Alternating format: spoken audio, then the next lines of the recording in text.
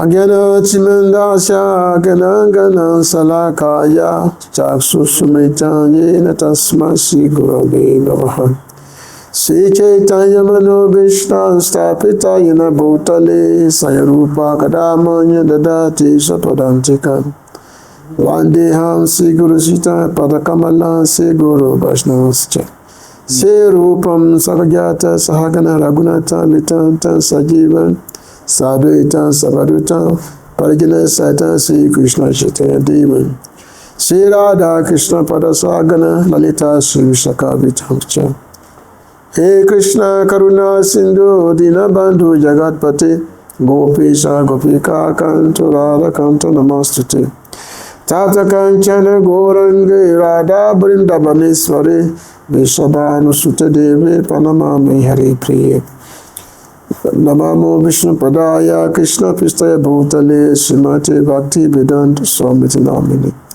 Namaste Saraswati Devi Gauravani Pracharine Nivise Sasanyavadi Pashachari Shatarne Krishnaya Vasudevaya Devaki Nadana Yacha Dagopa Kumaraya Govindaya Namo Namah Vasudeva Sutan Devam Kansa Chandra Bhadanam Devaki Paramananda Krishna Vandi Jaga Guru Vanchakapataru Vyascha Kripa Sindhu Vacha Patitana Pavana Vibhyo Vaishnava Namo Namah Sri Krishna Chaitanya Prabhu Nityananda Sri Advaita Gadadhara Siva Shri Gaura Bhakta-Vrinda Hare Krishna Krishna Krishna Hare Hare Hare Rama Rama Rama Hare Hare Ananda Lila Maya Vigrahaya Emadnita Visundaraya Tasma Mahaprema Rasa Padaya Chaitanya Chandraya Namo Namaste Hare Krishna. So I thank everyone for being here this evening at our daily Bhagavad-Gita class. So today we are in the chapter 15 of the Bhagavad-Gita, the Purushottama Yoga Vibhaga, the Yoga of the Supreme Person. So Lord Krishna is continue his instruction, instructing Arjuna, giving his Upadesh. So Lord Krishna in this chapter is describing the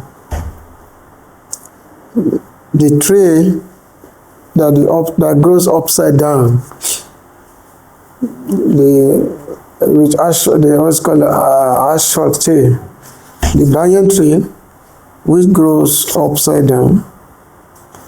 So Lord Krishna says,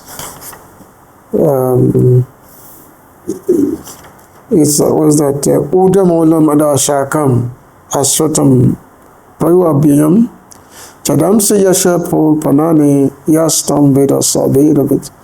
So that's what Lord Krishna says, that there is a banyan tree, is said to be imperishable, that has its roots upward and its branches down, and whose leaves are the Vedic hymns. One who knows this tree is the Lord of the Vedas. So this is the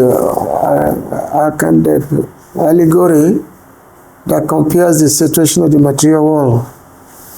Material world being a reflection, a perverted reflection of the spiritual world. So we have a tree which it has the root upward and the branches, the leaves is all downward.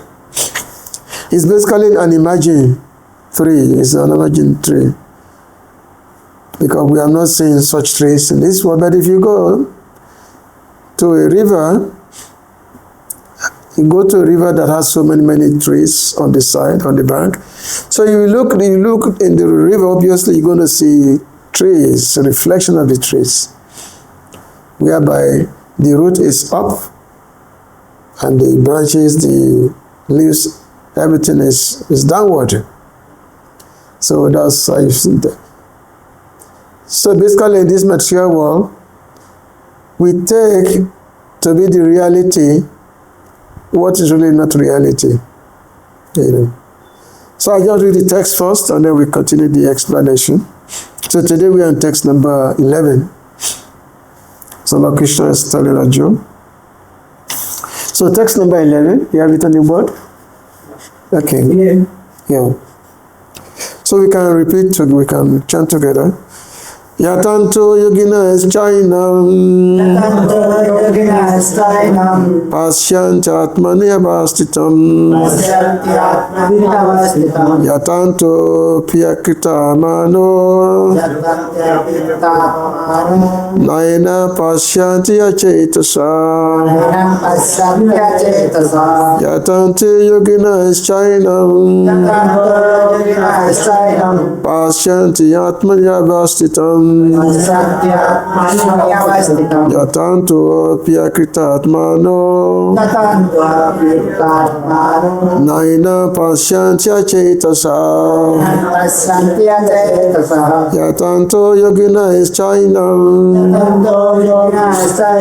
pasyantya atmani avastitam yatanto piyakrita atmano naina pasyantya cetasa yatantaha endeavoring yogina transcendentalists cha also enam this Pashyanti can see Atmani in the self, Avastitam, situated, Yatantaha, endeavoring, appeal, although Akrita Atmanam, those without self-realization, now do not enam this Pashyanti see acetasa having undeveloped minds. Translation and purport by His Divine Grace, A.C. Bhakti-Vedanta Swami Prabhupada, Srila Prabhupada Ki. The endeavoring transcendentalists who are situated in self-realization can see all this clearly. But those whose minds are not developed and who are not situated in self-realization cannot see what is taking place, though they may try to. Purport. There are many transcendentalists on the path of spiritual self-realization, but one who is not situated in self-realization cannot see how things are changing in the body of the living entity. The word yoginam is significant in this connection. In the present day, there are many so-called yogis, and there are many so-called associations of yogis, but they are actually blind in the matter of self-realization. They are simply addicted to some sort of gymnastic exercise and are satisfied if the body is well built and healthy. They have no other information. They are called Yatanta Pi Akritatmana, even though they are endeavoring in a so-called yoga system. They are not self-realized. Such people cannot understand the process of the transmigration of the soul. Only those who are actually in the yoga system and have realized the self, the world, and the Supreme Lord, in other words, the bhakti-yogis, those engaged in pure devotional service in Krishna consciousness, can understand how things are taking place. So just like the beginning, describe the root, the tree, that is upside down. So those whose vision are of spiritual nature, so they can see things as they are in this world, whereas those who are not, they cannot. So in this verse, two types of persons are presented, are mentioned here. One is a yogi, which means a yogi means a truly spiritual practitioner, or say self-realized person. That's a yogi. So a yogi, because like Prabhu is mentioned in the purport, there are so-called yogis who think that yoga means to go to do some gymnastics, the so-called breathing exercises, just to focus on the well-being of your body. That is not yoga. But people, they have the idea that, oh, this is yoga, but it's not yoga. So a yogi, so he mentioned here, Yatanta, who is endeavoring. One is endeavoring for self-realization, but the other one is also making some endeavor, Yatanta pi akitatmana, which means somebody who is simply engrossed in materialistic platform. So both of them are endeavoring, you see. Yatanta means is mentioned clearly in the Sanskrit verse here. So Yatanta Yoginas China Pashyanti Atmani Avasitan can see the soul, can perceive the soul, can perceive the super soul as being next to the soul, a super soul actually being the friend of the living entity. Krishna says that what is it? Sudan Sababhutanam, Sudan Sabadeyinam. Krishna says that I am the well-wishing friend of all living entities. But who can see Krishna as the well-wishing friend, the Sudan? Who can see? Only somebody with a spiritual eye. Only a self-realized person. So therefore, a devotee's life is always sublime. Because a devotee can see Krishna in every situation. Can see Krishna, whereas non-devotees cannot. So therefore, their life is always miserable. So Srila Baladev Vidyabhushan also, he made a comment on this verse. He said that the Lord elaborates on the point that those with eyes of knowledge see, saying that it is difficult to see the Atma. Which means it's difficult to see the Atma, but those with the eyes of knowledge, they can see. Yogis endeavoring by undertaking the processes like hearing, they see the Atma, they can see the soul situated in the body. And they can understand that, yes, the soul is situated in the body, but the soul is different from the body. Others, though, the endeavor have impure hearts, akitatmana, not having developed discriminating knowledge, achetasa, do not see. So the implication is that the Atma is hard to understand. The Atma is hard to understand. This is what Baladev Vidyabhushan said in the chapter 2 of the Bhagavad-Gita, in the text whereby he mentioned how it's very difficult to understand the Atma. Yeah, you know that there's a verse. Let's see.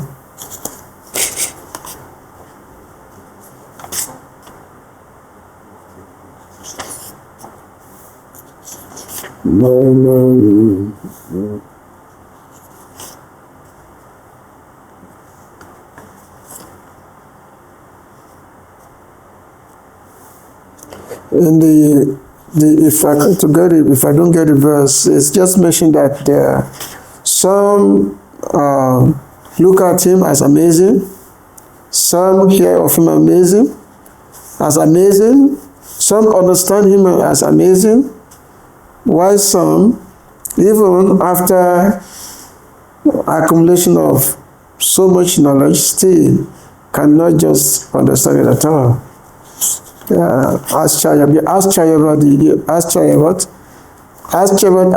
Pasyatil Chinnam.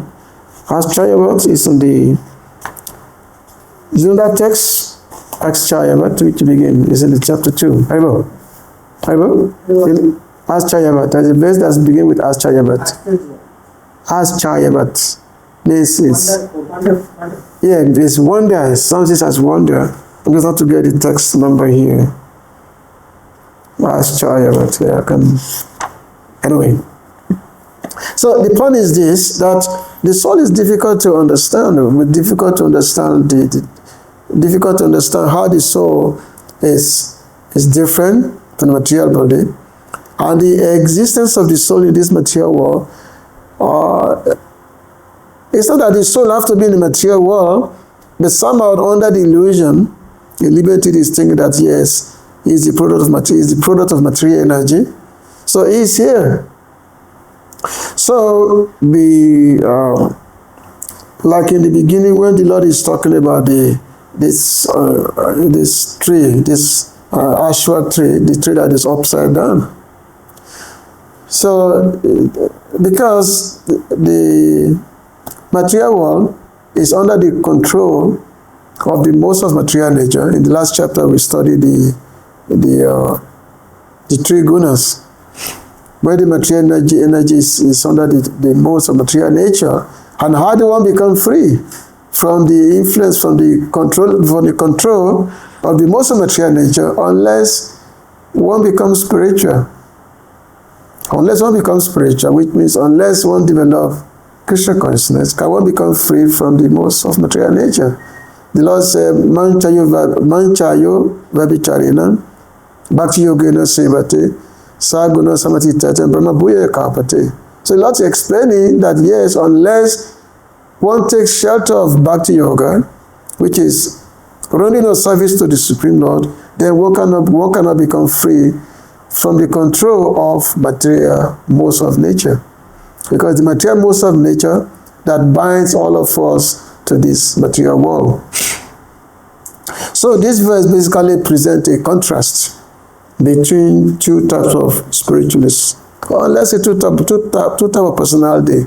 So the contrast is there, which means a person who is a successful endeavor, somebody who's endeavoring, Yatanta. The Lord said that Yatanta. Another verse also is Yatanta Dridabhata, which Yatanta Dridabhata means somebody who's endeavoring with fixed determination. Which means one has come to spiritual life, one has come to spiritual path, and then with determination want to see the success of it. So you have to Yatanta Dridabhata. So the Lord is that the resolute resolution that yes, I must attain success in spiritual life. Now we're going to be doing more exploration.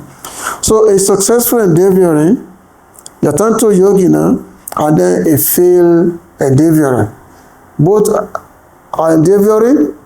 One is successful in his endeavor, and the other one's fail because he's doing it in the wrong way.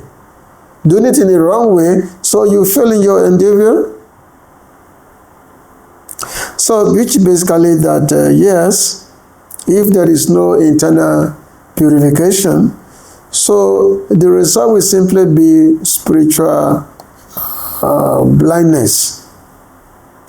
Chaitanta Yogina's Chainam, this is what the Lord is saying.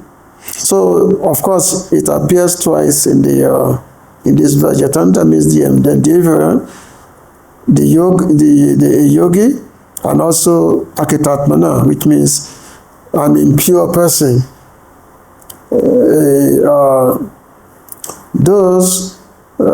Which means they have not made any effort, or they've not trained their heart or their mind for true spiritual realization. They've not done that. So such persons, they lack the requisite purification. And then he also said achetasa, devoid of intelligence. So Srila Vishnu Chakravarti also, he said that that those who are dull-minded, those who are, even though they may have academic knowledge, they may have academic knowledge, or simply depend on the gymnastic yoga proficiency, they are spiritually unintelligent because they lack the grace of the Lord to see the reality. They lack the grace of the Lord.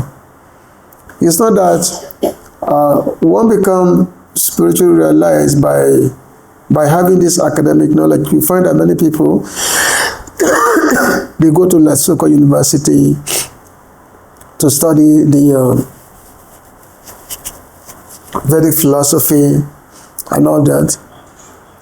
They go there to study Vedic philosophy, but even though they may have some dry knowledge of Vedic philosophy, still they cannot get realization, because it's not by academic effort that one become spiritually realized. It's not by academic effort. So there has to be the proper spiritual engagement. The proper spiritual engagement must be there. So a yogi, and of course a blind man cannot see, whereas a yogi can see. So the scriptures give analysis. The husk, the husk of rice. Let's say that beating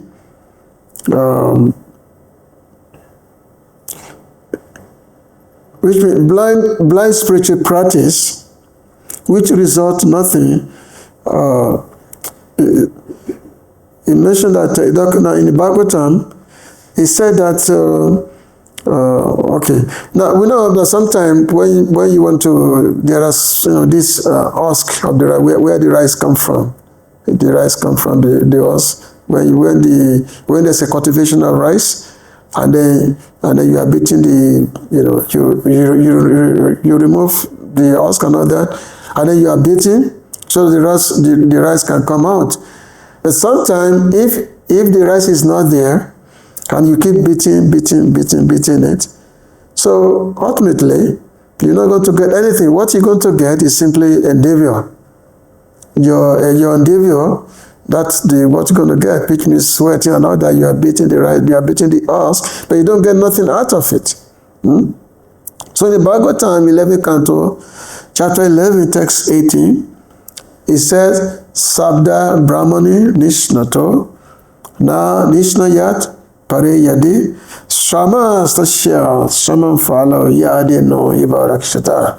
Shrama means endeavor. Endeavor is spiritual practice.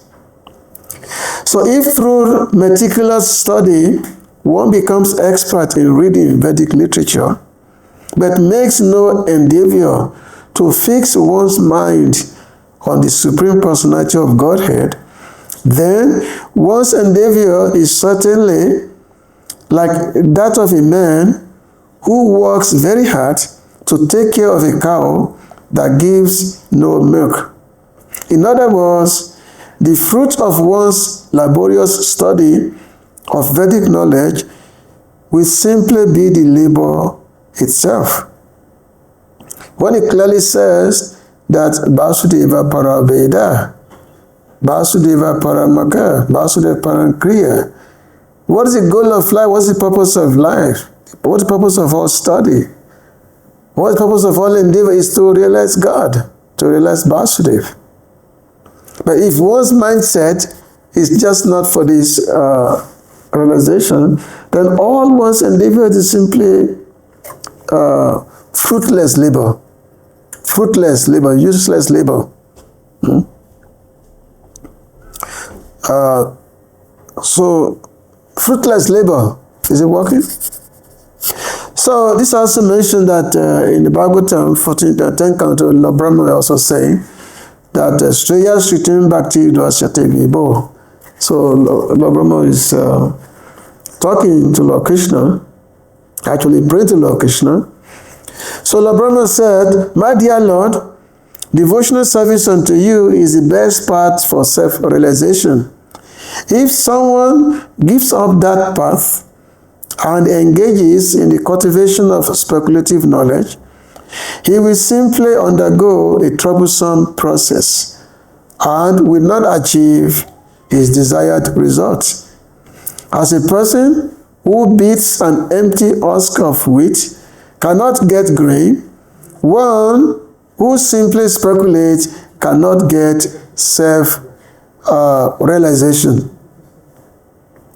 So which means those persons which are described as akritatmana, those blind persons, akritatmana, so they are just like those who are beating the empty husk, beating the husk. This akritatmana. So the verse mentioned akritatmana here. So they are those who are compared to beating the empty husk, who cannot get anything, you know. So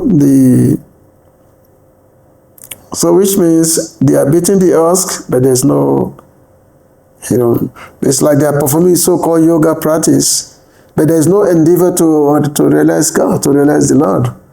There's no sambandha. Sambandha means to understand one's relationship with the Lord. The sambandha is not being cultivated, because by cultivating sambandha, which is your relationship with the Lord, then from that you can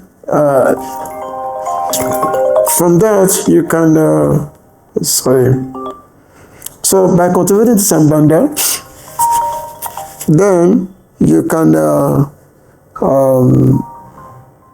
engage in the practice of how to realize that relationship. You know, Hare Krishna. Okay. So by cultivating this sambandha relationship, then knowing that relationship that yes, I am Krishna Das, eternal servant of Krishna, and this is my particular relationship with the Lord. Actually, when one comes to Krishna consciousness, initially the Guru will engage you in sadhana bhakti. Will engage you in sadhana process, and then you begin to cultivate. And as you begin to cultivate, ultimately, then you will get what we call the freedom from anarthas. Those things that are always troubling you, you get freedom from anarthas, and then the actual taste for bhakti comes. Actual taste for devotional service comes.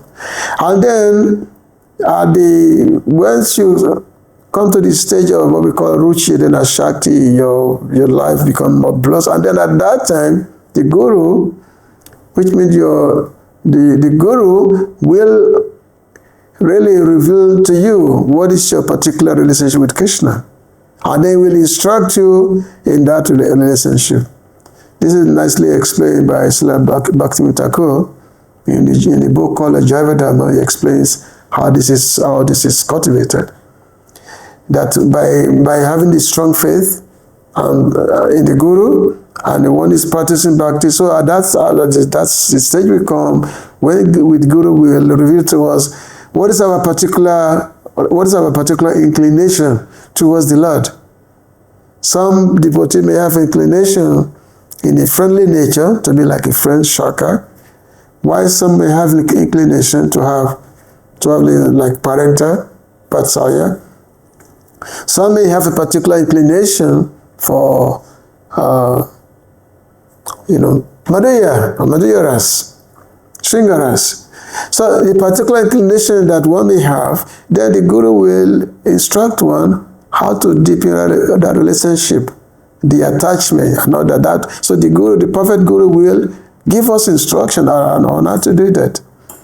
So but for those who don't have faith in this process, who simply want to have artificial spiritual life, artificial means no seriousness, then there can be no success. They will only be endeavoring, just endeavor of, by so-called practice of yoga, like breathing exercise or doing Ashtanga yoga, all these things. Yes, you will get good health. You have your body. You have you will have a healthy body and all that, but you have no spiritual life, nothing. You will not get you will not achieve the real purpose of yoga. You will not achieve that real purpose. So there's another verse. We say that it mentioned here that Naina Pashanti, that the soul is right there in the body. It is because the Lord reserved the right to hide himself from the arrogant. So, because those so-called spiritual practitioners, and because they are full of themselves, so they cannot really see the Lord who is actually sitting within them. So in the Bhagavatam, Queen Kunti was praying. She said, Maya Javanika Chanam Agya Dokshajam Abhyayam. Now Lakshya said, Mudan Disa Nato Nayadharo Yata. So Queen Kunti, she was praying that being beyond the range of limited sense perception, because the Lord is Adokshajan, cannot be perceived by our senses. So being beyond the limited sense perception, you are the eternally irreproachable factor covered by the curtain of deluding energy. You are invisible to the foolish observer, exactly as an actor dressed as a player is not recognized. Like sometimes a child may go to a theater and he may see an actor dressed in a certain way, dressed in a particular way, and that actor is playing let's say playing a demoniac act. So when the child is seeing the actor, not by the child not knowing that the actor is actually his own father, who has dressed up as an actor this way. So because the child does not recognize the father, I simply see the actor. So the child takes the actor to be real, and then get affected by whatever acts the actor is making. So that is the similarity. That's the situation of the person. Because those who are spiritually blind, they only see the body and the mechanics of nature, but they fail to see the indwelling Lord. You see. So, and then in the Upanishad also, there's another text. So he said that Nayan Atman Pravachinena Labyuna Medana Bhavana Srutena Yami Vaisa Vrititena Labya Tashyas Atma Vivrinitano Shem. So this verse actually illustrates that yes, we cannot invoke the Lord to come. We cannot command the Lord to come and see us. For example, people ask us that, have you seen the Lord? Have you seen Krishna? If you have seen the Lord, can you show me? So people will think this way, that the Lord is subject to their beck and call. That, oh, I can just say, okay, let me God to come. No, the Lord is beyond that. He's beyond that. So, which means he said that the Supreme Lord is not obtained by expert explanations, by vast intelligence, or even by much hearing. He is obtained only by one whom he himself chooses. To such a person, he manifests his own form. So the Lord said that it's not by your effort can I be seen. And in the Gita, this is proven again and again in the Gita, where the Lord said, he said that Bhakti,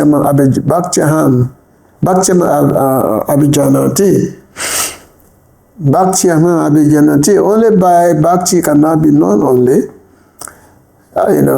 Bhakti, was that, Shakya, that the Lord told Arjuna that only by when Krishna was standing before Arjuna, he said, how can you see me? Only by Bhakti. Because the Lord may be standing before you, you may not know him, you may not know who he is, even though Krishna is standing right there. On the battle of Kurukshetra, Krishna was there with millions and millions of soldiers. But how many people actually know him to be God, to be the Supreme Lord? Only a few persons, the Pandavas, and few persons like Bhishmadev, a few persons, not too many people. Because if all those who are in the battle of Kurukshetra know that this is the Bhagavan, the Supreme Lord, there will be no fighting. They will simply, lay down their arms and surrender to the Lord. Because once you did it, once you see the Lord, what else in this world to aspire for? The Lord is there. He is the attainment of everything. Everything become what is to be anchored for. Once you see the Lord, everything become blissful. That's the thing. So that, as they say, unless the Lord himself become favorable towards us, then we cannot know or see him, nor can even render pure loving service to him. So the Lord has to become favorable towards us. As mentioned here, the only person, to such a person whom he chooses, to such a person, he manifests his own form.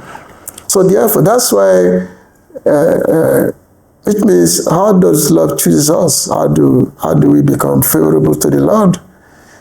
Only by mercy. Only by mercy only. Anugraha.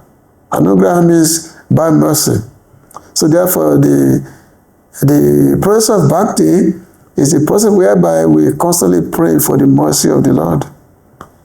Because the Lord is not approachable by any means, by any form of understanding. He cannot be attained by any factor. He cannot be attained. Is forever hidden from the actually he said the curtain of Maya. The curtain of Maya is forever blocking the vision of the living entity. The curtain of Maya. So when your eye is blocked by the curtain of Maya, so how can you see that person who is beyond Maya? How can you see? So devotees, because they know that yes, they are limited in their efforts. The Lord is beyond. Is beyond is beyond what we can perceive or thought of. So therefore, the devotee, they pray for the Lord's mercy. They pray for the Lord's mercy. He mentioned here that there's an example of the spoon and the spoon and the pot. Sometimes, let's say, there's a pot of sweet rice, and then the spoon is put inside the pot of sweet rice. So the pot is there, the sweet rice is there, and then the spoon is there, put inside the pot. So even though the spoon is put inside the pot for a long time, still, because of the nature of the spoon can never taste the sweetness of the sweet rice. It cannot taste the sweetness. So similarly, those who are Akitatmana, those who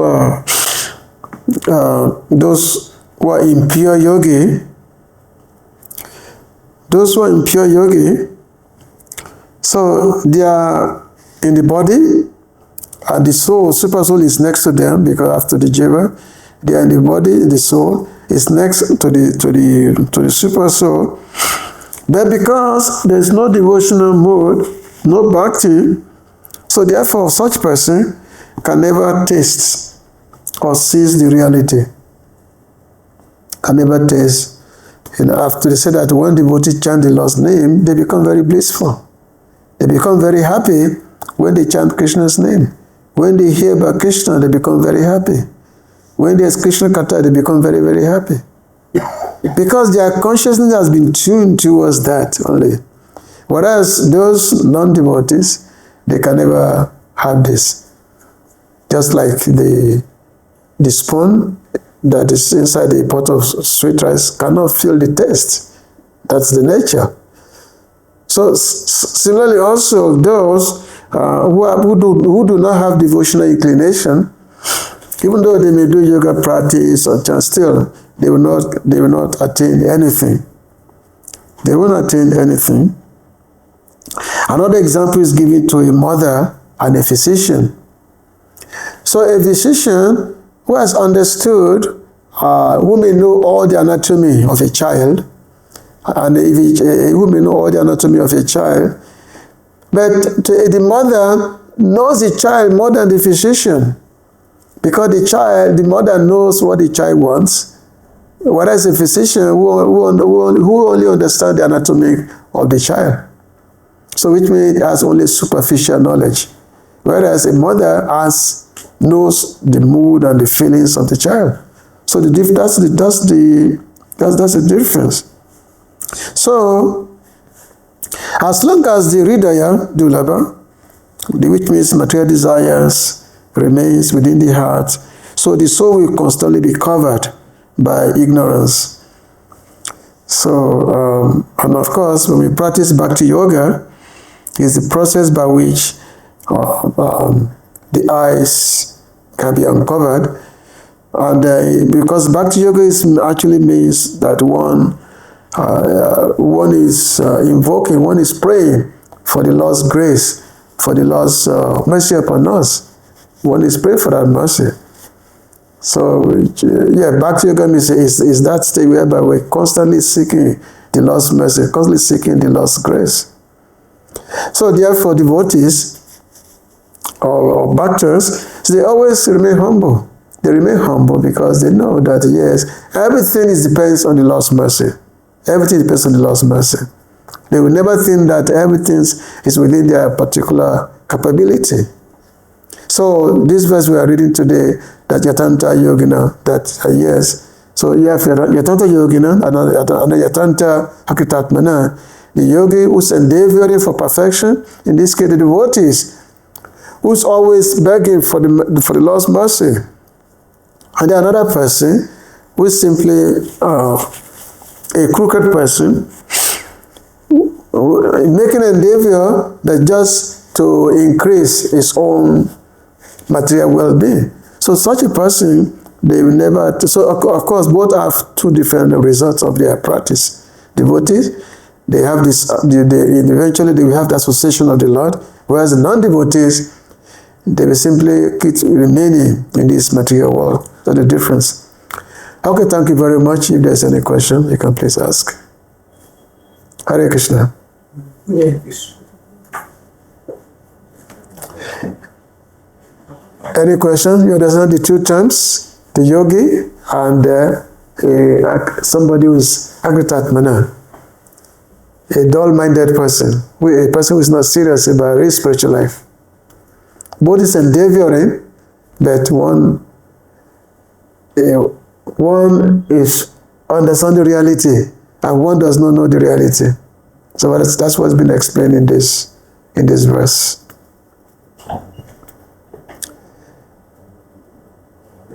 Yeah. I have a comment. Before I came to ISKCON, I was practicing some kind of yoga.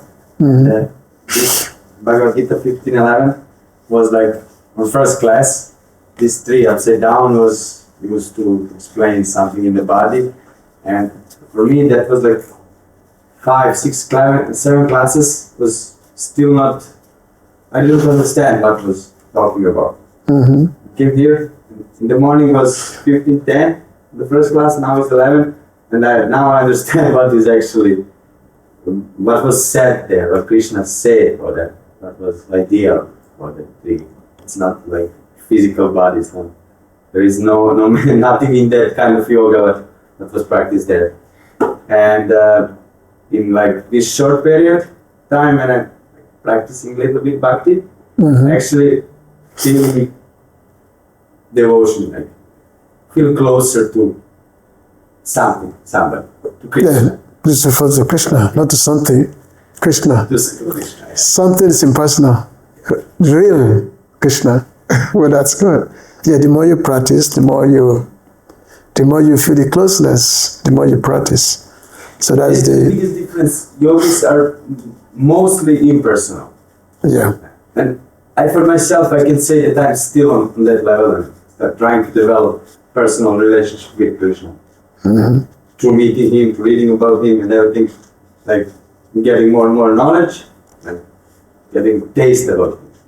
Yeah, and of course you will need a guide. You need somebody who can take you, who will take you, he will hold your hand and then will take you step by step. Spiritual life is based on Krishna consciousness is based on having a competent guru, a competent guide. So Lord Krishna told Arjuna that if you want to understand the truth, then you must approach a guru, a spiritual master, who will show you everything. And they also mentioned that our church said that one must have faith in the process, and then with that faith you approach a sadhu, and that sadhu then will engage you accordingly. Because devotional service is not based on our own effort alone, is based on the guidance of a higher person, the guidance of a higher person who is actually spiritually realized. So therefore, Guru must be qualified.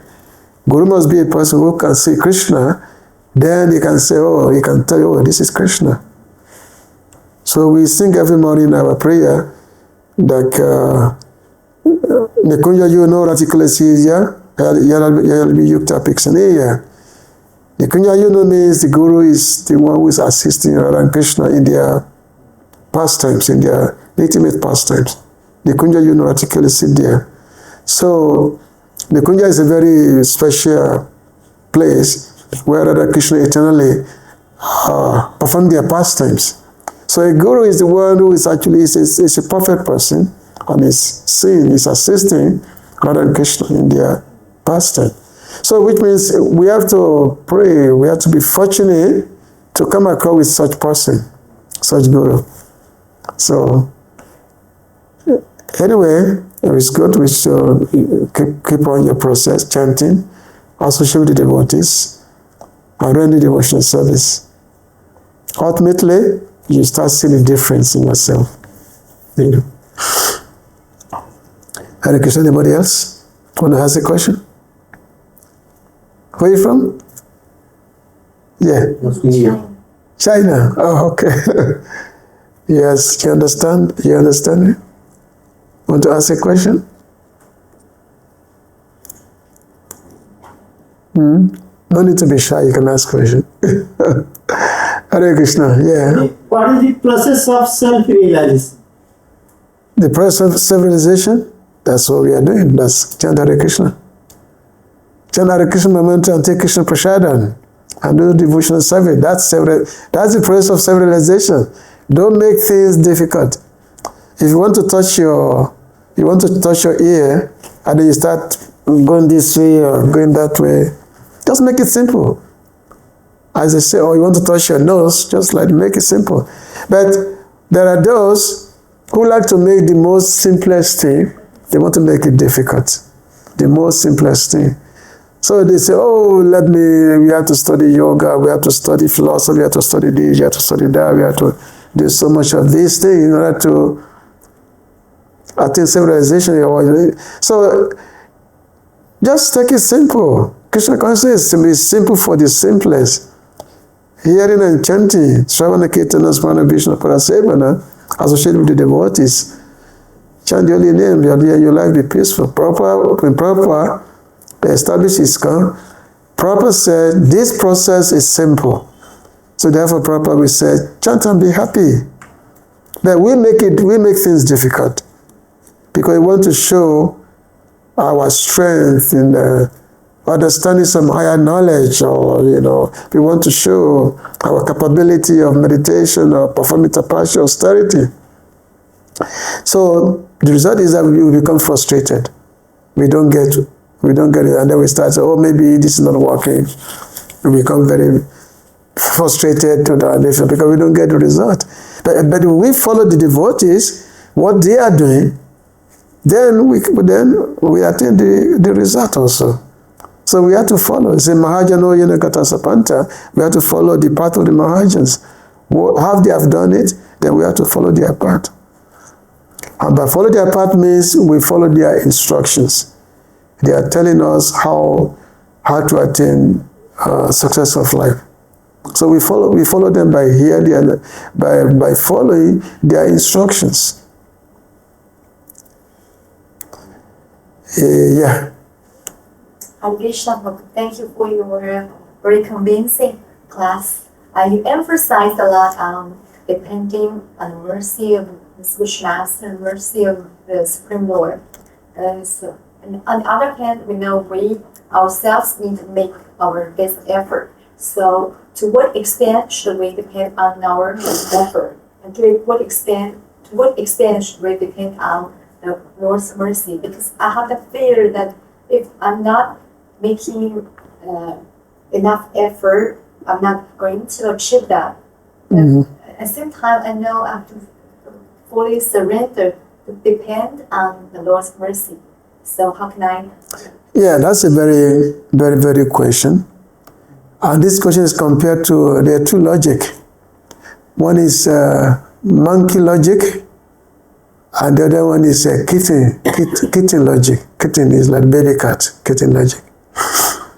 We know that the baby monkey will always hold on to the mother. Just like here in Vrindavan, there are so many monkeys here in Vrindavan. So the baby monkey hold on to the mother because the mother will always be jumping from one place to another place, and the mother will not really care for the baby. We just keep on going, and which means if the baby does not hold to the mother, then the baby will be on its own. So which means the baby has to always hold on to the mother in order to be nourished. And at the same time, the kitten, the baby cat, the kitten doesn't have to do anything, because the mother always hold on to the kitten. The mother always hold on to the kitten nicely. Hold on. So you have two things. One is, one has to make effort to hold on to the mother, and the other one, the mother is doing everything, make all the effort to hold on to the baby. So devotional life is compared to that.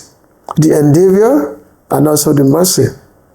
The endeavor is compared to the baby monkey that you have to perform, and then the mercy is compared to the whole of the mother to always hold on to the baby all the time. So now, which one should we depend on? Should we just be like the monkeys, which are based on our endeavor, or should we be like the kitten, based on the grace, on the constant protection of the mother? So which process should we adopt? So according to the Acharya, I said that we have to follow both. We have to constantly endeavoring in our practice, while simultaneously always praying for the Lord's mercy upon us. So both has to be done simultaneously. We cannot say, maybe I should do this or maybe that. You can say, oh, Krishna will do everything. Okay, I'm just, no. And at the same time, I can say, oh, I'm so strong, I will do it. No. Both has to be done. We have to chant our rounds nicely, our chanting. We have to be very, very serious about practice. And at the same time, we have to constantly be praying to the Lord to show His grace upon us. Our concept. So both has to go on the same time. All right? The light is the light is giving us trouble today. Okay, so thank you very much for listening. Yes, La Prabhupada ki. Go up Monday. Hare Krishna. Hare Krishna, Krishna Krishna, Hare Hare, Hare Rama. Rama